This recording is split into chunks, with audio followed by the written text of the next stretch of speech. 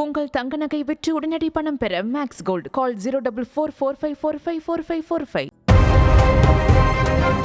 எங்களுக்கும் அலுவலகம் வேண்டும் என 7 ஆண்டுகளாக கூவிக் கொண்டிருக்கிறேன். என் கூவல் எல்லாம் சேவல் போல பறந்து போகிறதே தவிர பதில் மட்டும் தற்போது வரை கிடைத்த பாடில்லை என விசிக எம்பி ரவிக்குமார் ஒரு பக்கம் வருத்தம் தெரிவிக்க, எதுவாக இருந்தாலும் நேரடியாக கோரிக்கை வைக்கும் ரவிக்குமார் தற்போது ஏன் பொதுத்தளத்தில் கட்டுரை எழுதி கொண்டிருக்கிறார் என திமுகவினர் மறுபக்கம் கடும் கோபத்தில் உள்ளார்களா?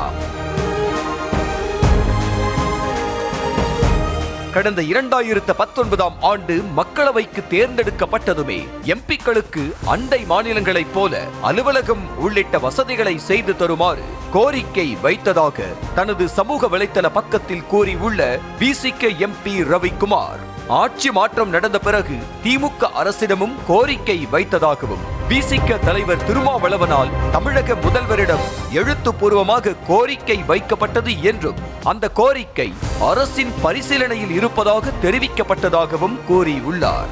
அப்படி இருந்தும் கோரிக்கை கிடப்பிலேயே உள்ளதாக கூறியுள்ள ரவிக்குமார், ஊராட்சி மன்ற தலைவர் முதல் உள்ளாட்சி மன்றங்கள் வரை அனைவருக்கும் அலுவலகம் இருக்கும் போது எங்களை மட்டும் ஒதுக்குவது எந்த வகையில் நியாயம் என கேள்வி எழுப்பி உள்ளார். இத்தனை ஆண்டு காலமும் நாடாளுமன்ற உறுப்பினர்கள் தமிழ்நாட்டில் புறக்கணிக்கப்பட்டிருக்கிறார்கள், அண்டை மாநிலங்களில் நாடாளுமன்ற உறுப்பினர்கள் கௌரவத்தோடு நடத்தப்படுகிறார்கள் என்று ரவிக்குமார் கூறுவதன் மூலம் ஒட்டுமொத்த எம்பிக்கள் அவமானப்படுத்தப்படுகிறார்களா என்ற கேள்வி எழுகிறது. ஆனால் உண்மையில் தமிழ்நாட்டில் பல தொகுதிகளில் நாடாளுமன்ற அலுவலகங்கள் இருக்கின்றன. இவ்வளவு ஏன் தற்போது வெற்றி பெற்ற துரை வைகோவிற்கு கூட திருச்சி உழவர் சந்தை பகுதியில் நாடாளுமன்ற உறுப்பினர் அலுவலகம் அமைக்கப்பட்டுள்ளது. ஆனால் கூட்டணி கட்சியில் இருக்கும் ரவிக்குமார் தமிழ்நாட்டில் நாடாளுமன்ற உறுப்பினர்கள் மதிக்கப்படவில்லை என்ற மிகப்பெரிய குற்றச்சாட்டை தமிழக அரசின் மீது வைத்திருக்கிறார்.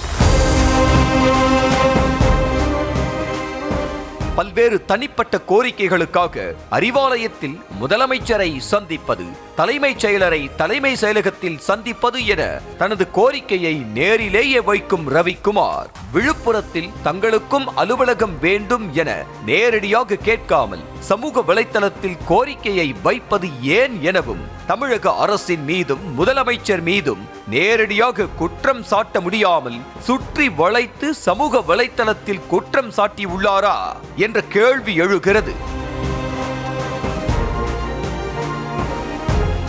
விசிக என்ன கேட்டாலும் உடனடியாக செய்து தரும் திமுகவை இப்படி பொது தளத்தில் ரவிக்குமார் பேசுவதன் மூலம் திமுக நிர்வாகிகள் கடும் கோபத்தில் இருக்கிறார்களாம்.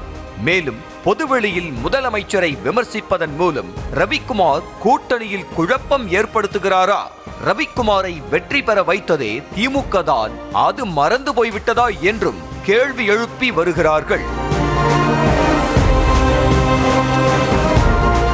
இது ஒருபுறம் இருக்க, சமீபத்தில் விழுப்புரத்தில் ஏற்பட்ட பெரு வெள்ளத்தில் பொதுமக்களின் இயல்பு வாழ்க்கை பாதிக்கப்பட்டது. உணவுக்காக சாலை மறியல் போராட்டத்தில் எல்லாம் குதித்தனர். அப்போதெல்லாம் எம்பி ரவிக்குமார் எங்கே போனார் என கேள்வி எழுப்பும் தொகுதி மக்கள், அலுவலகம் கொடுத்து விட்டால் மட்டும் அப்படியே பாய்ந்து வந்து தொகுதி மக்களின் குறைகளை நிவர்த்தி செய்து விடுவாரா என்றும் கேள்வி எழுப்பி வருகிறார்களாம். உங்கள் தங்க நகை விற்று உடனடி பணம் பெற மேக்ஸ் கோல்ட் கால் 04445454545.